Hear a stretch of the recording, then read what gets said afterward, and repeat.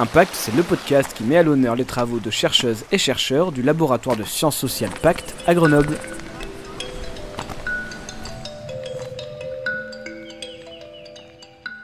Bonjour et bienvenue dans ce 3e épisode de la saison 2 de Impact, le podcast qui donne la parole aux chercheurs et aux chercheuses de Pacte, le laboratoire de sciences sociales à Grenoble.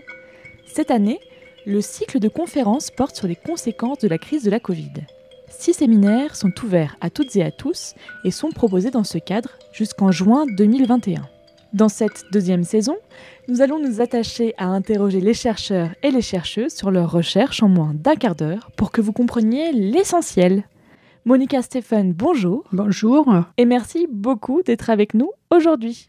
Merci à vous. Je suis très honorée de participer à cette action. Vous êtes chercheuse affiliée à Pacte, ex-directrice de recherche émérite du CNRS.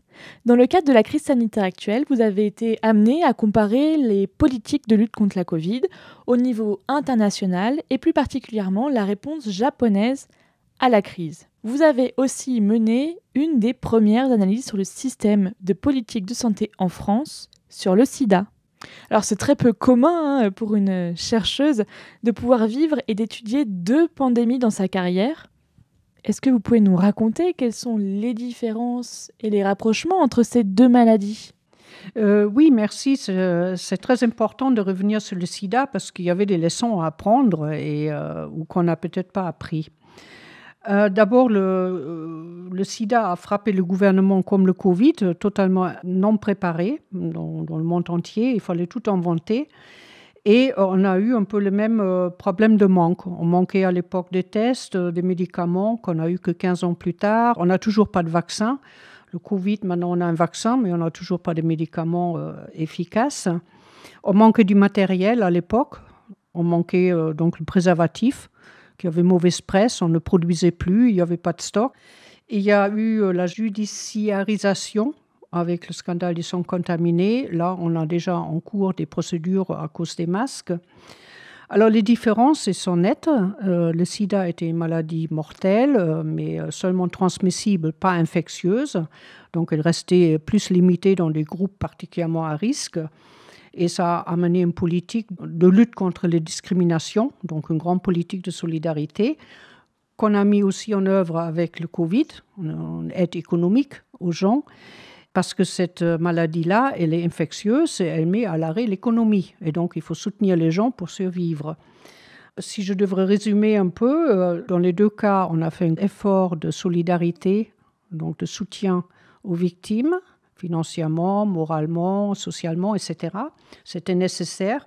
Et un grand effort scientifique, et que la solution pour le sida, elle était scientifique, et la solution pour le Covid aussi. Donc, bravo le vaccin. Vous avez coécrit un article concernant la Covid au Japon. Alors d'abord, quelles sont les particularités du système de santé dans ce pays ? Alors, le Japon et la France, ils ont un système de santé à la fois un peu semblable, universaliste, avec une assurance maladie qui couvre tout le monde, mais en même temps, ils sont assez différents dans la gouvernance du système, dans son organisation et aussi dans la façon dans laquelle les gens et les professionnels l'utilisent. 3 points. Sur les dépenses, le Japon était traditionnellement avec des dépenses de santé très bas et il les a augmentées ces dernières années beaucoup, peut-être à cause du vieillissement de la population, peut-être à cause des progrès techniques. En tout cas, jusqu'à 2000, ils étaient autour de 7% du produit intérieur brut pour les dépenses de santé. C'était juste le moyen de l'OCDE. Et maintenant, ils sont à 11%. C'est très proche, presque similaire à la France. L'assurance maladie, elle a beaucoup d'acteurs au Japon. Il y a des assurances, elle est obligatoire, mais il y a des entreprises. Et pour les gens qui ne sont pas dans les assurances maladie des grandes entreprises, ils sont dans les assurances territoriales, un peu comme en Allemagne. Donc ça fait beaucoup d'organismes différents, alors qu'en France, on a un système centralisé, une seule, unique assurance maladie. Et donc la gouvernance, elle est plus multiple. On fait plus de compromis. Alors, au Japon, l'État au Japon, il fixe les tarifs, la rémunération des médecins, des hôpitaux, et il n'est pas possible de dépasser les honoraires. C'est interdit. C'est une grande différence avec la France. Et le système de soins et de santé publique est relativement décentralisé. Ce sont les 47 préfectures, c'est un peu l'intermédiaire entre les régions et les départements français, et le millier de municipalités qui gèrent l'offre de soins et les actions de santé publique. Voilà. Troisième élément à rajouter, au Japon, on paye toujours 30% de dépenses médicales soi-même. Il n'y a pas de mutuelle ou d'organisme complémentaire. Ou de façon très marginale, vous pouvez souscrire dans votre assurance automobile une petite partie de santé complémentaire, mais c'est très peu fait. Donc les Japonais, en principe, payent 30% de leurs dépenses, sauf si c'est des très grosses dépenses et des gens très pauvres. Et le résultat de ça, c'est qu'ils sont beaucoup plus sur la prévention. Donc c'est un système de santé où on va chaque année chez le médecin pour un check-up médical complet. Et quand vous avez trop de poids ou trop de cholestérol, le médecin il vous dit ce qu'il faut faire. Et l'année prochaine, quand vous revenez et il voit que vous êtes toujours aussi mauvais, vous passez un petit mauvais moment. Donc, il y a un suivi des conseils préventifs.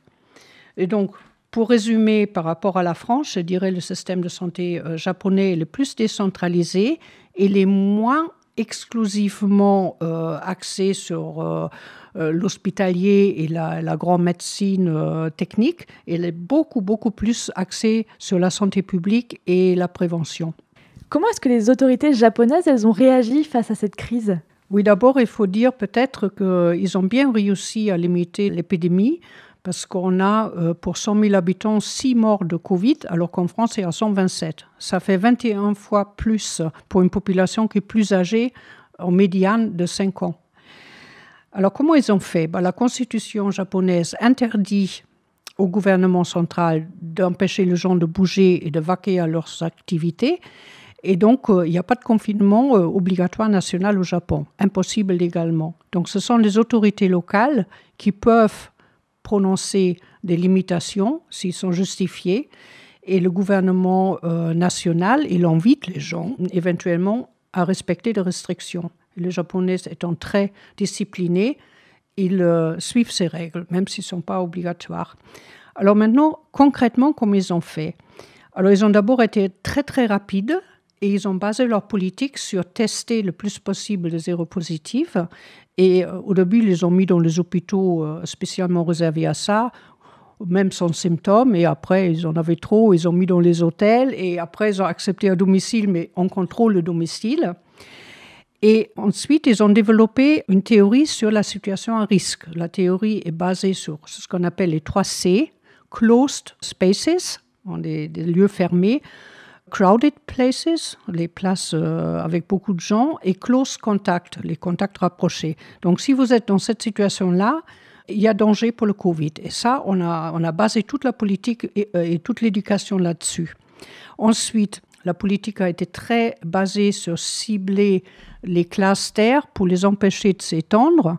Et donc, il y a localement, ça existe depuis toujours, des task forces pour les grandes catastrophes. Et ils ont donc, à partir de là, créé des cluster task forces qui sont allés, dès qu'il y avait quelque part des cas positifs, d'essayer de tracer et ensuite d'isoler. Et donc cette technique-là de cluster task forces locaux est très ciblée et est certainement quelque chose qu'on n'a pas su faire en France. Dans un article écrit en collaboration avec Renauguet, vous avez écrit que plusieurs études, elles ont porté un regard critique sur les réactions sanitaires à l'épidémie des autorités publiques françaises. Comment est-ce que vous définiriez la politique française et la réaction des autorités publiques françaises face à cette crise de la Covid ?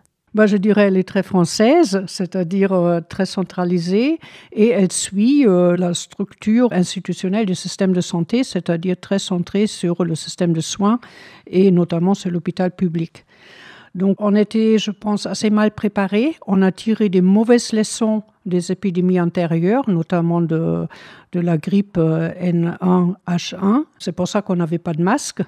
Donc voilà, on n'a pas su tirer des bonnes leçons, on a tiré des mauvaises leçons. Je dirais que la santé publique, en termes de santé de la population collectivement, elle n'est pas une priorité. Dans le système de santé, pour preuve quelques chiffres, c'est seulement entre 2 et 4% de la consommation de biens et services médicaux qui est consacrée à cette partie-là, alors que 7% sont consacrés à la gestion. Ça nous rapproche des États-Unis, donc ce n'est pas vraiment très bien. La principale défaillance, je pense, dans la politique de Covid, parce que tout le gouvernement avait des problèmes, c'était quand même qu'on n'a pas su, comme au Japon, désigner clairement les 3C, les situations de risque, pour clairement les expliquer. Et on n'a toujours pas vraiment réussi à mettre en place une stratégie efficace de tester, tracer, isoler. C'est l'assurance maladie qui trace. Stop Covid était un échec. Et puis maintenant, tous contre le Covid, c'est un peu mieux accepté, mais c'est loin de couvrir la population. Donc, au niveau pratique, on aura encore des choses à apprendre, peut-être du Japon. Une dernière question qui est un peu le fil rouge de nos entretiens. Comment est-ce que cette crise de la Covid et ces études, elles ont influencé vos travaux ? Merci pour cette question. Ça m'a confirmé les hypothèses que j'avais dégagées du travail des SIDA, c'est-à-dire il faut pour une épidémie une action gouvernementale rapide et cohérente, c'est-à-dire coordonnée avec les acteurs locaux, avec les acteurs concernés, notamment aussi les victimes, et que la comparaison internationale est extrêmement fertile. On l'a vu maintenant avec la campagne de vaccination, qui a quand même pris de la vitesse en France parce que quand on a regardé, c'est ce qui se fait à l'étranger. Donc, ces 2 points. Et puis, alors, ce qui est nouveau, on a vu, et là, je pris pleine conscience, et je pense d'autres aussi, que la santé populationnelle, le système de soins et l'économie, l'activité économique sont extrêmement liés, ces 3 morceaux les unes aux autres. Et donc, il nous oblige à penser désormais la santé publique en termes aussi économiques et pas seulement en termes de soins. Si je pourrais conclure quelque chose, je dirais qu'il faudrait en France un changement intellectuel chez tout le monde, les gouvernants, les institutions et la population, pour une culture de santé publique et de l'hygiène. Ça, on voit nettement la différence avec le Japon. Il faudrait repenser pour la santé publique le niveau décisionnel et le niveau d'action entre le central, le local et le territorial. Et finalement, il faudrait donc être très conscient de ce lien avec l'économie. Donc dépend notre bien commun à nous tous. Merci beaucoup Monica Stéphane. Merci beaucoup Émilie Vadel, merci. Ça a été pour moi l'occasion de m'exprimer sur ces travaux. Je rappelle que vous êtes chercheuse affiliée à Pacte, ex-directrice de recherche émérite du CNRS. Merci beaucoup. Merci.